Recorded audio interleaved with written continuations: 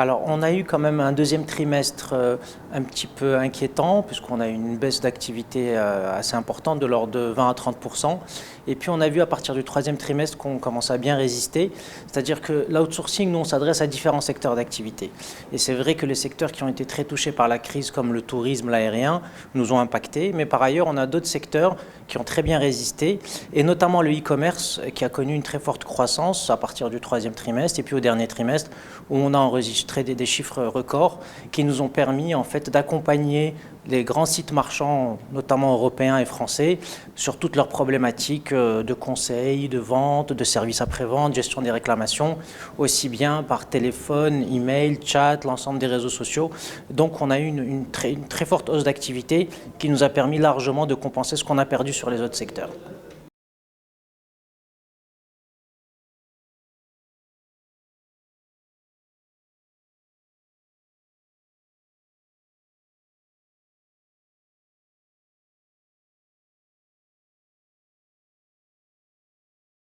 Les métiers de l'outsourcing sont depuis plusieurs années dans le top 5 des secteurs les plus générateurs de revenus pour le Royaume.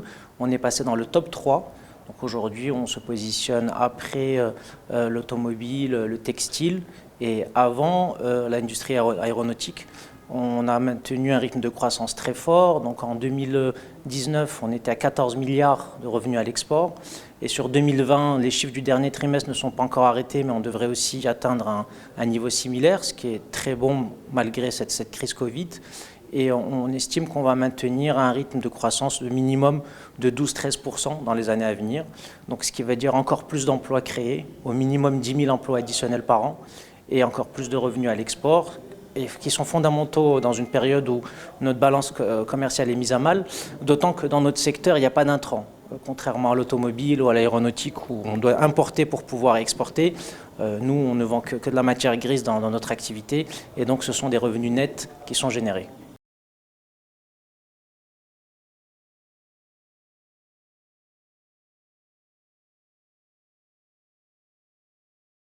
Alors en fait, cette fédération, donc la Fédération marocaine de l'externalisation des services, arrive à un moment où, après une vingtaine d'années d'existence, notre secteur est vraiment entré dans une phase de maturité.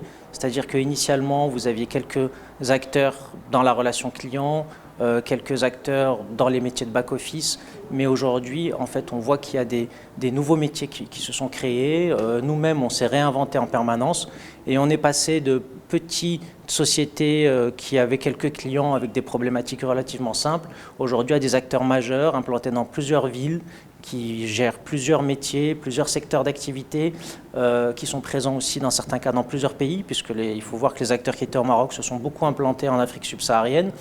Et tout ça mis bout à bout, on voit que le métier d'outsourceur est vraiment arrivé à maturité au Maroc, qu'on est à un stade similaire à ce qu'a pu connaître l'Inde ou les Philippines dans leur développement.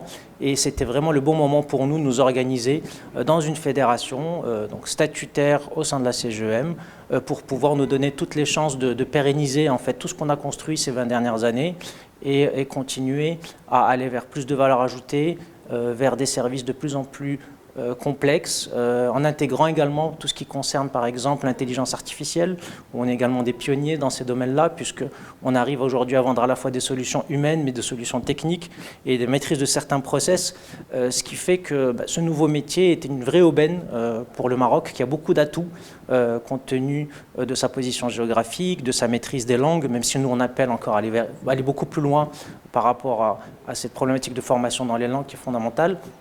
Et aussi en termes de savoir-faire qu'on a pu construire avec ces gros opérateurs internationaux qui se sont implantés. Et l'idée, c'est vraiment de se donner toutes les chances d'insérer durablement le Maroc dans la carte mondiale du savoir. Pour revenir à votre question par rapport à la crise, il faut savoir que l'outsourcing est un secteur qu'on appelle contre-cyclique. C'est-à-dire qu'on va avoir une forte accélération à chaque fois qu'il y aura des périodes avec une conjoncture difficile, pour une raison très simple, c'est que les entreprises vont encore plus être intéressées par des solutions qui vont leur permettre de réduire leurs coûts. Et c'est vrai que c'est une des premières promesses dans le fait de rechercher des destinations offshore, c'est de pouvoir offrir des prestations similaires à ce qu'ils peuvent avoir en Europe, mais avec des conditions économiques beaucoup plus attractives. Donc quand on passe par une conjoncture difficile, on recherche plus des solutions pour baisser ses coûts. Et deuxième chose, on a vu que pendant cette crise, il y a eu des plans de licenciement qui ont été assez importants dans les différentes économies du Nord.